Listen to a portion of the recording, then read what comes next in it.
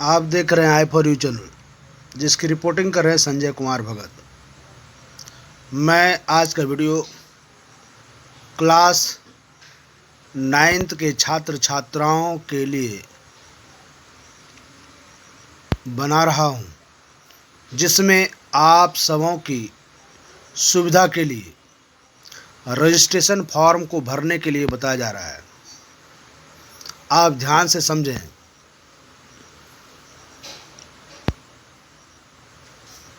मैं पढ़ दे रहा हूं।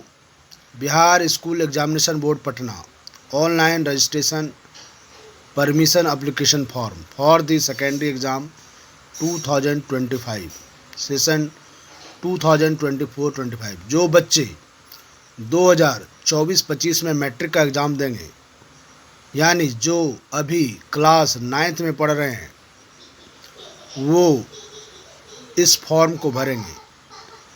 बॉक्स में देखिए लिखा हुआ है पहले नंबर पर बॉक्स में, please fill the form in English block letters and each word will be separated by a blank box. कहने का मतलब ये है कि पूरे फॉर्म को बड़ी अक्षर में भरना है, कैपिटल लेटर में भरना है, बड़े अक्षरों में इस फॉर्म को भरना है, छोटी अक्षर में नहीं भरेंगे। और ईच वर्ड, एक वर्ड लिखने के बाद एक बॉक्स जो है खाली छोड़ेंगे, और जहाँ पर आपको जो सही लगे, जो जानकारी सही है, उस बॉक्स में सही का निशान लगाएंगे। और देखिए दाहिने तरफ colour photograph size, passport size photo जो है आपको यहाँ पर लगाकर चिपकाना है। और नीचे जगह बना हुआ है जिसमें लिखा हुआ है सिग्नेचर ऑफ कैंडिडेट्स स्टूडेंट। इस बॉक्स के अंदर सिग्नेचर अपना करेंगे। ध्यान रहे वही सिग्नेचर करेंगे जो सिग्नेचर आपको बोर्ड एग्ज़ाम में करना है, इसलिए सोच समझकर सिग्नेचर करेंगे। किसी छात्र के माता पिता, भाई बहन, दोस्त सिग्नेचर नहीं करेंगे, क्योंकि इस सिग्नेचर का मिलान बोर्ड के समय किया जा सकता है। इसलिए आपका जो हैंडराइटिंग है, बच्चे जो पढ़ रहे हैं, उन्हीं का सिग्नेचर होना चाहिए। चलिए अब हम दिखाते हैं कि सबसे पहला नंबर लिखा हुआ है कैटेगरी। कैटेगरी दो प्रकार के होते हैं, रेगुलर और एक प्राइवेट। रेगुलर उसको बोला जाता है जो बच्चे प्रतिदिन विद्यालय आकर पढ़ते हैं, उसको रेगुलर बोला जाता है। और प्राइवेट वो बच्चे होते हैं जो स्कूल में नाम नहीं होता है, वो घर पे ही पढ़ के सिर्फ विद्यालय में एग्ज़ाम दे पाते हैं। तो आप सभी बच्चे रेगुलर हैं, प्राइवेट कोई नहीं है। इसलिए कैटेगरी में पहला बॉक्स में रेगुलर वाले में REGULAR जो लिखा हुआ है उस पर आप टिक लगाएंगे। दूसरा है नंबर स्कूल कोड।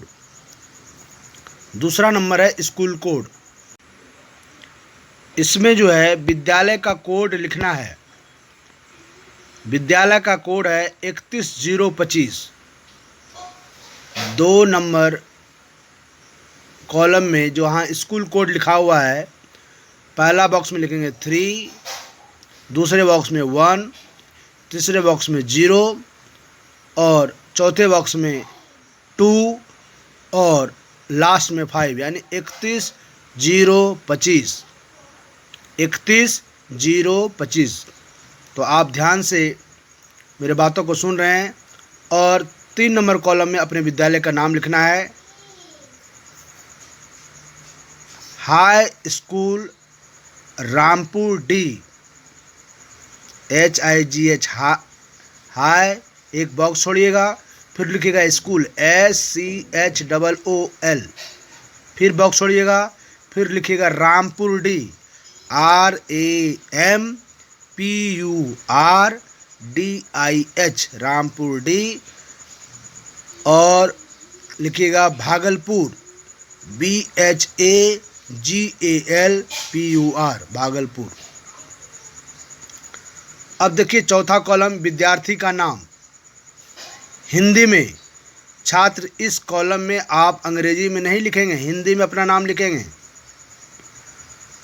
ध्यान रहे जो आपका नाम है वही लिखेंगे। जो आपका 8th पास टीसी में जो नाम है वही नाम लिखेंगे। कोई आप आधार से या किसी कागज़ से नाम उतार कर नहीं लिखेंगे। आप नाम लिखने वक्त सावधानी बरतेंगे कि जो आपका 8वां पास टीसी में नाम है वही लिखेंगे। अगर आप आधार कार्ड से नाम उतार के लिखते हैं, अगर आप वो मेल नहीं खाता है टीसी से, तो वो नाम गलत हो जाएगा। तो आप आधार कार्ड से नाम उतार कर नहीं लिखेंगे, न ही बैंक के खाता से नाम उतार के लिखेंगे। 8वीं पास के टीसी में जो नाम है वही आप इसमें लिखेंगे। और नीचे है स्टूडेंट नेम इन इंग्लिश, तो आप अपना नाम लिखेंगे बड़े अक्षर में। जैसे मान लीजिए आपका नाम सुरेश है, तो सुरेश कुमार, तो आप लिखिएगा SURESH सुरेश, एक बॉक्स छोड़ देना है, फिर कुमार लिखना है। उसी तरह लड़कियां अपना नाम और फिर लिख के दूसरा उपनाम है तो एक बॉक्स छोड़ के फिर दूसरा नाम लिखेंगे। 5वां कॉलम में माता का नाम है, हिंदी में लिखेंगे, जल्दीबाजी नहीं करेंगे। जहाँ हिंदी का बॉक्स दिया हुआ है वहाँ हिंदी में लिखेंगे। फिर मदर्स नेम इन इंग्लिश, अंग्रेजी में माँ का नाम लिखेंगे। माँ के नाम के बाद अगर कोई उपनाम है तो उसके बीच में एक बॉक्स खाली छोड़ देंगे। चलिए 6ठा नंबर हम कॉलम की बात करते हैं। 6ठा नंबर कॉलम में पिता का नाम, हिंदी में पिता का नाम लिखेंगे हिंदी में, और उसी तरह उसके नीचे father's name in English, father का नाम इंग्लिश में लिखेंगे बड़े अक्षर में। बड़े अक्षर में लिखने से मतलब होता है कि आपका जो है राइटिंग साफ साफ पहचान में आ जाता है और उसको कंप्यूटर में लोड करने में आसानी होती है। इसीलिए आप जो है सावधानी बरतेंगे। 7 नंबर में date of birth, date of birth में भी सावधानी बरतेंगे। जो आप 8th पास टीसी में जो आपका डेट ऑफ बर्थ है, जन्मदिन है, वही लिखेंगे। डेट ऑफ बर्थ बहुत ही महत्वपूर्ण चीज़ है छात्र छात्राओं। इसकी गलती होने पर आपको कई चक्कर लगाने पड़ सकते हैं दफ्तर के, ऑफिस के। इसलिए माता पिता अभिभावक से आग्रह है कि आप जन्म तिथि बिल्कुल सही भरेंगे। ये नहीं कि आप आधार कार्ड उठाए उसमें जो जन्म तिथि है वही लिख दिए, नहीं। 8वीं पास टीसी में जो जन्म तिथि है वही जन्म लिखेंगे। जैसे 7 जून 2005 किसी का जन्म तिथि है तो 7 लिखेंगे 07, फिर लिखेंगे 06, फिर 2005 2005, मतलब कि 2 बॉक्स में तिथि लिखेंगे, फिर अगले 2 बॉक्स में महीना लिखेंगे और अगले 4 बॉक्स में साल लिखेंगे। डी का मतलब होता है डेट, MM का मतलब होता है मंथ, और YYY 4 अक्षर का मतलब होता है साल। अगर आपका जन्म तिथि 7 है तो 7 नहीं लिखेंगे, 07 लिखेंगे। अगर आपका जन्म तिथि 12 है तो 1-2 लिखेंगे। 2 बॉक्स इसलिए दिया है, अगर एक अंक में आपका जन्म आता है 1 2 3 4 9 तक, तो आप 9 पहले नहीं लिखेंगे, 0 लिखेंगे तब 9 लिखेंगे। उसी तरह मंथ में अगर आपका महीना 6 7 8 2 4 है तो एक अंक वाला अगर है तो एक अंक पहले 0 लिखेगा तब फिर लिखेगा। और यदि आपका 2 अंक वाला महीना है जैसे 11 12 10, तो आप फिर दोनों बॉक्स का इस्तेमाल करेंगे। और साल को सबसे लास्ट में 4 बॉक्स में लिखना है। तो जैसे 2012 किसी का है तो लास्ट में 2012, किसी का 2010 है तो 212010। कहने का मतलब लास्ट का अंतिम बॉक्स जो है आप जो है साल के लिए रखेंगे। और देखिए नीचे कुछ बॉक्स दिए गए 8 नंबर में। जेंडर का मतलब होता है लिंग। मेल लड़के लोग मेल में टिक लगाएंगे और लड़कियां फीमेल में। ट्रांस कोई बच्चे नहीं हैं, ट्रांस को ऐसे छोड़ दीजिएगा। मेल में लड़का टिक लगाएंगे, फीमेल में लड़की टिक लगाएगी। और 9 नंबर देखिए, 9 नंबर में नेशनलिटी है तो आप इंडियन में टिक लगाइएगा।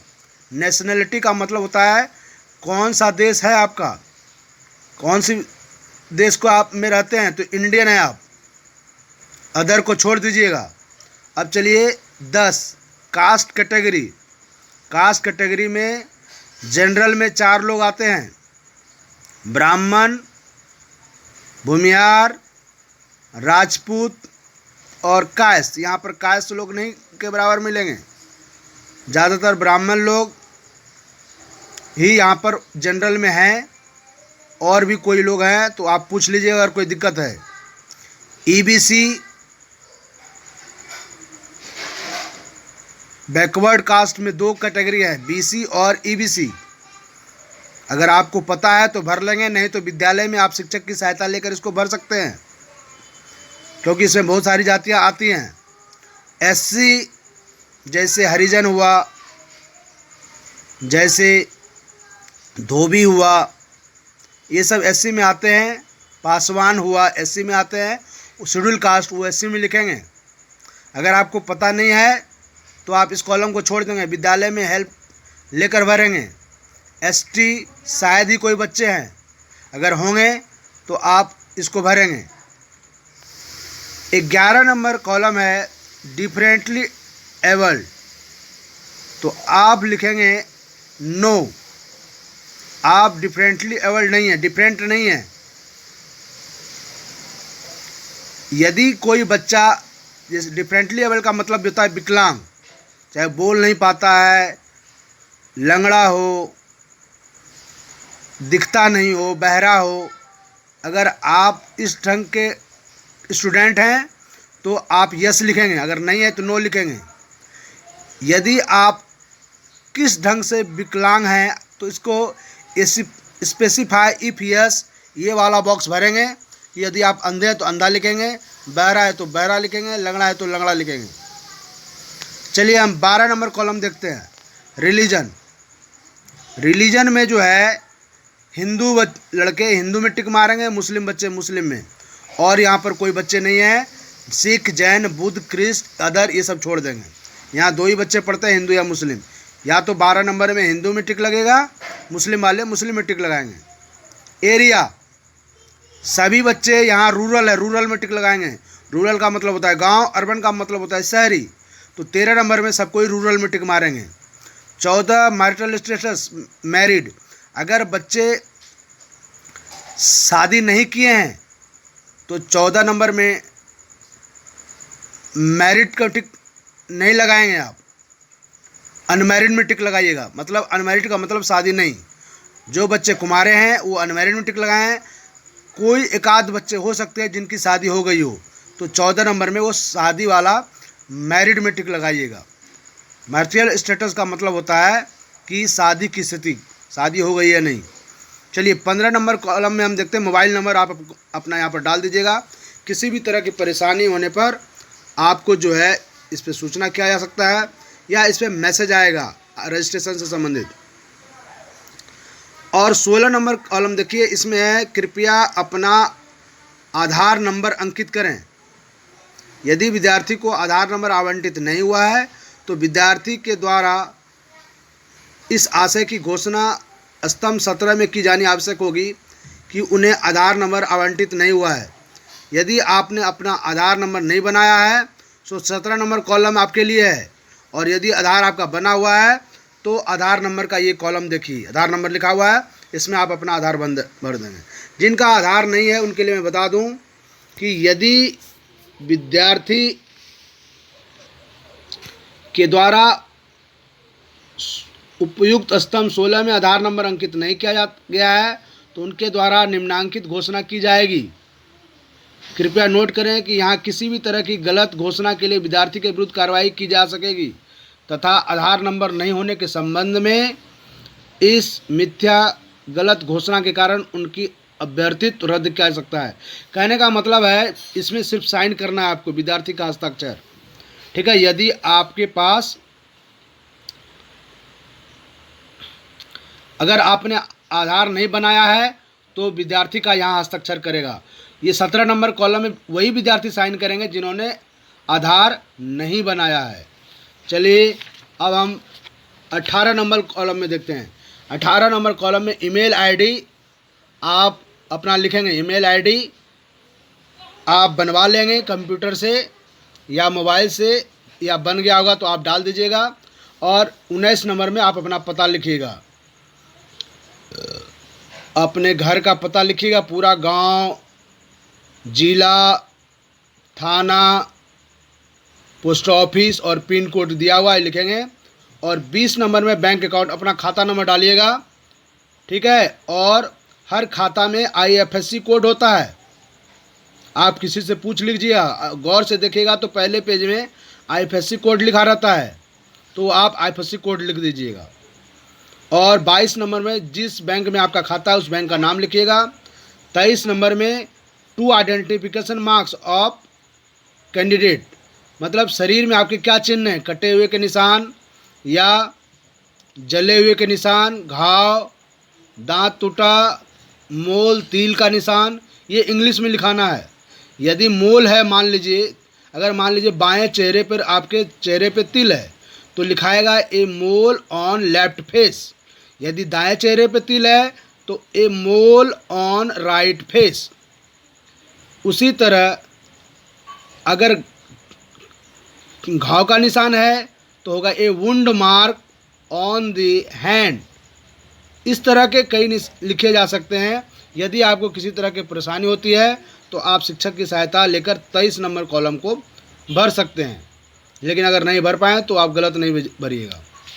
24 नंबर कॉलम जो है इस सब्जेक्ट ऑफर, हिंदी तो आपका है ही, मदर इंडियन लैंग्वेज जो है आपको एक भरना है कोई, चाहे हिंदी किसी बच्चे का उर्दू है, तो किसी दो में ही किसी का हिंदी है वो हिंदी लिखेंगे, मुस्लिम बच्चे का उर्दू हो सकता है तो वो उर्दू लिख सकते हैं। सेकेंड इंडियन लिटरेचर आपका क्या है, सेकेंड इंडियन लिटरेचर का संस्कृत जिनका होगा वो संस्कृत लिखेंगे, जिसका हिंदी होगा वो हिंदी लिखेंगे। बाकी ये अरेबिक, पर्शियन, भोजपुरी किन्हीं का नहीं है, बांग्ला, मैथिली किन्हीं का नहीं है, ठीक है। और तीसरा math, science, social science, English, ये सभी का है, इसमें कोई दिक्कत नहीं है, ये सब बच्चों के लिए है। ऑप्शनल अगर आपको लेना है तो इसमें जो है हमारा विद्यालय जो है, आप जो है dance, Maithili, commerce, Sanskrit, Arabic, ऐसे तो बच्चे ऑप्शनल नहीं रखते हैं। यदि आप रखना चाहें तो विद्यालय के प्रधानाध्यापक से संपर्क करके आप मिल सकते हैं और इसमें टिक लगा सकते हैं ऑप्शनल सब्जेक्ट के लिए। जो 24 नंबर का 4 नंबर कॉलम है, ये आप विद्यालय के प्रधानाध्यापक या पुरुषोत्तम मिश्रा से मिलकर, ठीक है, या अपने क्लास टीचर से मिलकर अगर आप ऑप्शनल सब्जेक्ट रखना चाहते हैं तो इस कॉलम को भर सकते हैं। 25 नंबर है व्यावसायिक शिक्षा का अंतर्गत, ये सब आपका नहीं है, इसको नहीं भरना 25 नंबर कॉलम। और उसके बाद घोषणा है, घोषणा में जो है बहुत ज़रूरी है। पहला number column signature of parent, यहाँ पर पहला नंबर कॉलम में जो है ये अभिभावक आपके मम्मी पापा में से कोई साइन करेंगे। दूसरा नंबर स्टूडेंट सिग्नेचर इन हिंदी, हिंदी में करना है, छात्र का विद्यार्थी अपना साइन करेंगे। और स्टूडेंट सिग्नेचर इन इंग्लिश, छात्र 2 बार साइन करेंगे, एक बार हिंदी में एक बार अंग्रेजी में। उसके पहले उनके सिग्नेचर ऑफ पेरेंट, गार्जियन का मतलब होता है मम्मी या पापा का, ठीक है। और नीचे का ये सिग्नेचर ऑफ सील प्रिंसिपल है, ये आपको नहीं करना है, ये विद्यालय के प्रधानाध्यापक द्वारा किया जाएगा। तो आप इस समय देख रहे थे आई फॉर यू चैनल। मैं समझता हूँ कि आपको अब फॉर्म भरने में कोई परेशानी नहीं होगी। यदि फिर भी कोई परेशानी हो तो आप विद्यालय आकर अपने वर्ग शिक्षक से सहायता ले सकते हैं। Thanks for watching.